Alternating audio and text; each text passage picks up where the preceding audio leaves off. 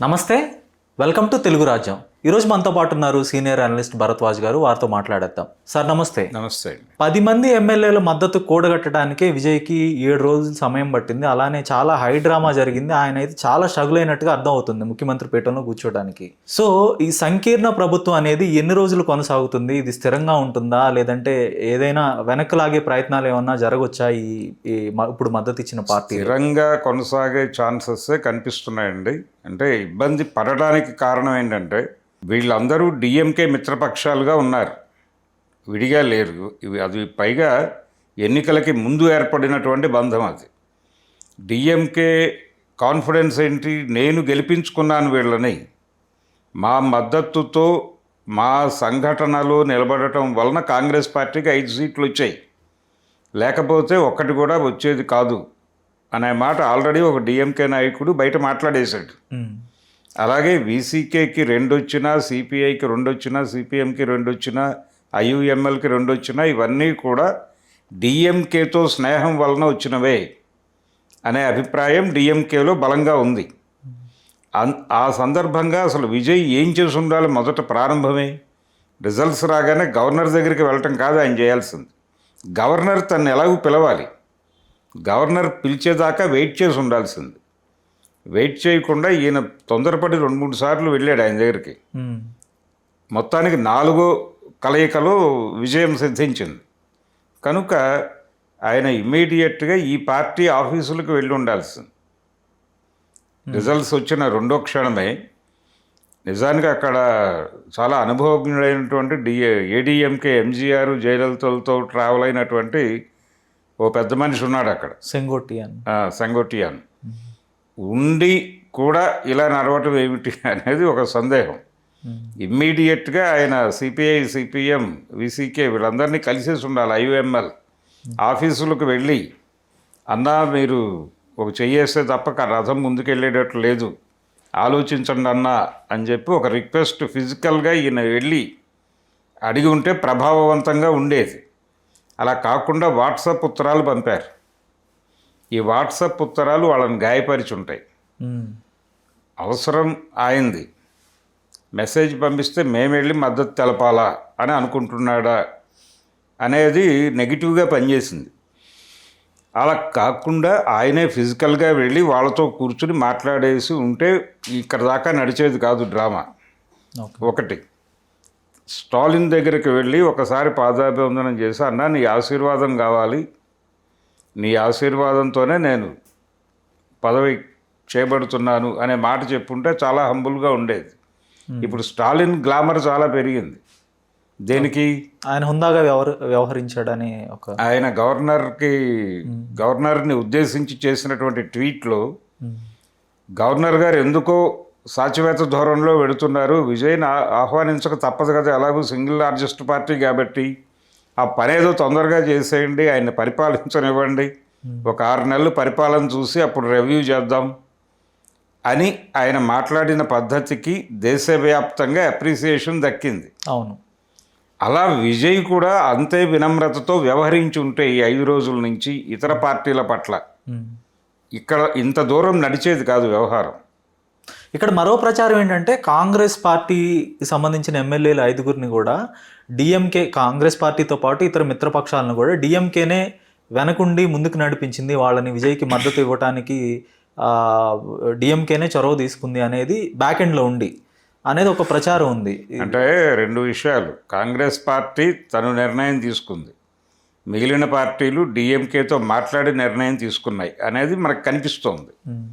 ఇక్కడ కనిమొళి లెటర్ రాసింది, దేనికి? పార్లమెంట్లో మేము ఈ కూటమిలో లేం కాబట్టి మేము వాళ్ళ పక్కన కూర్చోవాలని అనుకోవడం లేదు, మాకు ప్రత్యేకంగా సీట్లు కేటాయించండి అని లెటర్ ఇచ్చారు. ఆ లెటర్ ఎందుకు ఇచ్చుంటారు అంటే కూటమి నుంచి బయటకు వచ్చేసి వీళ్ళందరినీ పంపించేసి ఫ్రీ అయిపోయాడు ఆయన. పొలిటికల్గా ఫ్రీ అవ్వటం అనేది ఇప్పుడు చాలా కీలకమైన చర్చ. డిఎంకే రూట్ ఎటు, వ్యూహం ఎటు? నా అనుమానానికి కారణం అదే. ఈయన నెమ్మదిగా వచ్చే ఎన్నికలకి బీజేపీతో అలైన్ అయ్యే అవకాశం ఉంటుందా? ఎన్డీఏతో కలిసే ఛాన్స్ ఉందా? వెనక నుంచో ముందు నుంచో మ్మ్. ఏడీఎంకేని పూర్తిగా రద్దు చేయించి తుడిచిపెట్టేసి తను గ్రిప్లోకి అంటే ఇద్దరు అంటే ద్విముఖ పోటీగానే ఉండాలి ఎప్పుడు కూడా. త్రిముఖ పోటీ ఉంటే ఇబ్బంది.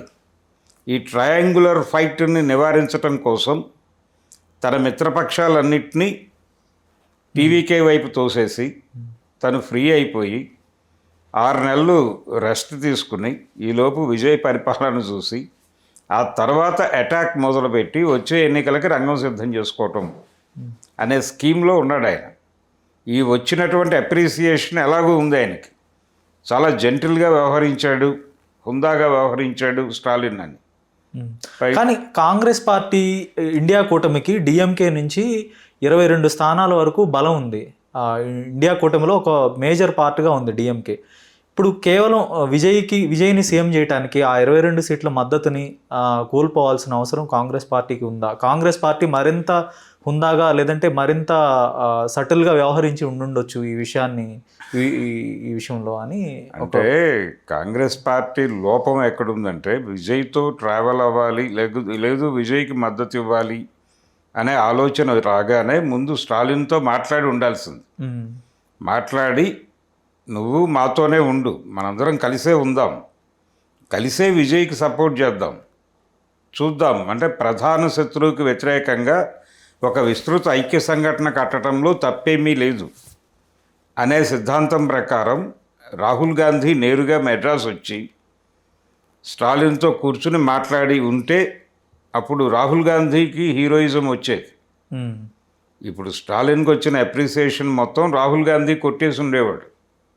అది అది జరగకుండా వీళ్ళు వెనక నుంచి విజయ్కి మద్దతు అనేది స్టాలిన్ వాడేసుకున్నాడు. ఇప్పుడు కాంగ్రెస్ ఈ విజయ్కి వచ్చిన ఈ విజయం దానికి తాలూకా యూఫోరియాలో దేశమంతా క్యారీ అవే అయిపోయింది. అలానే కాంగ్రెస్ పార్టీ కూడా అదే యూఫోరియాలో క్యారీ అవే అయిపోయింది అనుకోవచ్చా? క్యారీ అయిపోయింది. అయితే అంతకంటే తెలివిగా వ్యవహరించి స్టాలిన్ని తమతో ఉంచుకుంటూనే విజయ్ని కూడా తమతో రప్పించుకుని వచ్చే ఎన్నికల్లో మనం కలిసి చేద్దాం అన్న లెవెల్లో గనక వెళ్ళుంటే ఇంకోలా ఉండేది. ఓకే.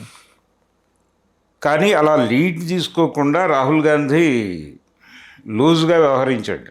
ఓకే. ఈ లూజ్గా వ్యవహరించటం అనేది డిఎంకేకి అవకాశంగా మారింది. లేదు ఒకవేళ వీళ్ళు ప్రయత్నం చేసి స్టాలిన్ వేరే ఆలోచనతో ఉండి, ప్రస్తుతం అయితే స్టాలిన్ పరిస్థితి చాలా స్పష్టంగా అర్థమవుతోంది. ఆయన పొలిటికల్గా ఫ్రీ అయిపోయి వేకెంట్ ల్యాండ్లో ఉన్నాడు. ఆ వేకెంట్ ల్యాండ్లో ఎన్డీఏ జెండా పాతే ఛాన్స్ అయితే ఒక 80% వరకు ఉండొచ్చని నేను బలంగా నమ్ముతున్నాను. ఓకే. ఇప్పుడు ఆయన కుమారుడు ఉదయనిధి స్టాలిన్ గతంలో సనాతన ధర్మాన్ని నేను ఎలిమినేట్ చేస్తాను, సనాతన ధర్మం అనేది ప్రమాదకరం అన్నట్టుగా ఆయన మాట్లాడటం జరిగింది. అవును. సో ఇవన్నీ ఈ సిద్ధాంత విరుద్ధమైన రెండు పార్టీలు ఎలా కలుస్తాయంటారు? దానికి ఏదైనా ఈవెంట్ జరగాలంటారా? ఈవెంట్ ఏం అక్కర్లేదండి, గతంలో కలిసి ట్రావెల్ అయ్యారుగా.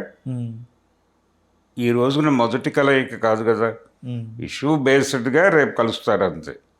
అంటే విజయ్ పరిపాలన మీద భిన్నాభిప్రాయంతో ఆయన అలా వ్యవహరిస్తాడు. ఓకే. విజయ్ పరిపాలనే వీళ్ళిద్దరు మళ్ళీ కలవటానికి ఒక బేస్గా మారు. విజయ్ ఎలా పరిపాలించిన, ఆయన అద్భుతంగా పరిపాలన అందించినప్పటికీ ఏదో పద్ధతిలో వీళ్ళు కలిసే అవకాశం. విజయ్కి వ్యతిరేక ఐక్య సంఘటన అనే పేరుతో ఎన్డీఏ వైపు నిలబడతాడు ఆయన. ఈ మిత్రపక్షాలతోనే విజయ్ ఎన్నికలకు వెళ్ళాలి.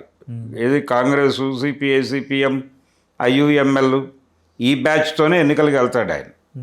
కాబట్టి ఒకటి వచ్చే ఎన్నికలకి లైన్ క్లియర్ అయిపోయింది. వచ్చే తమిళనాడు అసెంబ్లీ ఎలక్షన్స్కి ఏడీఎంకే అనేది సీన్లో ఉండదు. ధన్యవాదాలు సార్. ధన్యవాదాలు.